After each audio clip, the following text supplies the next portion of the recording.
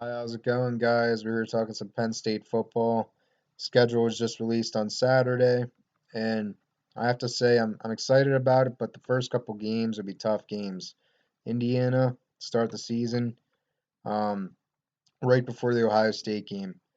Um, Ohio State is obviously the biggest game in the schedule, but right before that, when you got Indiana, who went 8-5 last year, and we've had trouble with them the last couple years. Only won by 7 last year at home, and only won by 4 in 2018.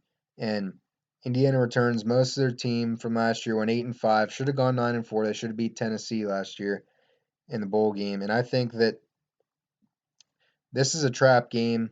Can't look too far ahead to Ohio State because if you do that, Indiana will take care of business and we can't let that happen. We got to make sure and take Indiana very seriously. And then once Indiana's out of the way, then we'll put all our 100% focus on Ohio State. Another notable game is Michigan Week 6. Other than that, I don't see too many challenges on the schedule. Obviously, there's room for upsets, but I think every other game except Indiana, Ohio State, and Michigan will be comfortable wins for Penn State. I think even the Michigan game could be a comfortable win for Penn State in Indiana. I think but those are the three games that I see them having potential on losing.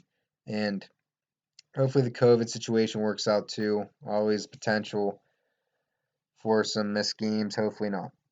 So, anyways, let's talk about Sean Clifford here. A lot of people love Micah Parsons and say that if he comes back, that's going to be what changes whether it's going to be a good season or not for Penn State. Well, I think Sean Clifford, whether Parsons comes back or not, will be the guy that decides how successful this team is.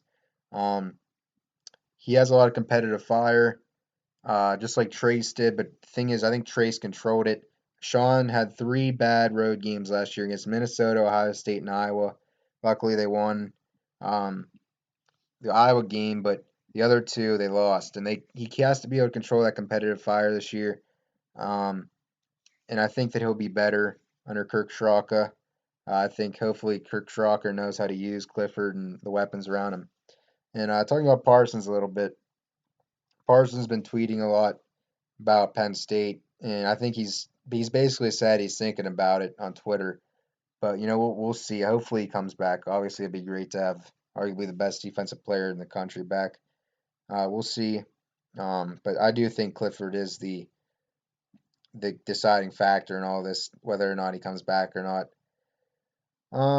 Good news from the NFL front. Mike Gesicki is going to be a really good tight end for the Dolphins. I know it's only taken him a few years for him to finally start breaking out, but he's a guy that I'm excited about what he can do in the NFL. I think that his first year he didn't do very well. Second year got a little bit better, and I think this is his breakout year. Um, I just knew when he was at Penn State that he was a really good receiving tight end. He looked like an NFL tight end, and he's finally He's finally getting to that point where he's, I think, going to break out into a star in the NFL. Um, Not a great blocker, obviously, never has been, but that's okay. He can just be successful off receiving. And another some bad news: Saquon Barkley is out, probably out for the season, probably towards ACL. Feel bad for him. He's had a tough start to his NFL career. Hopefully, he gets back healthily next year. Well, anyways, see you guys sometime this week. We are Penn State.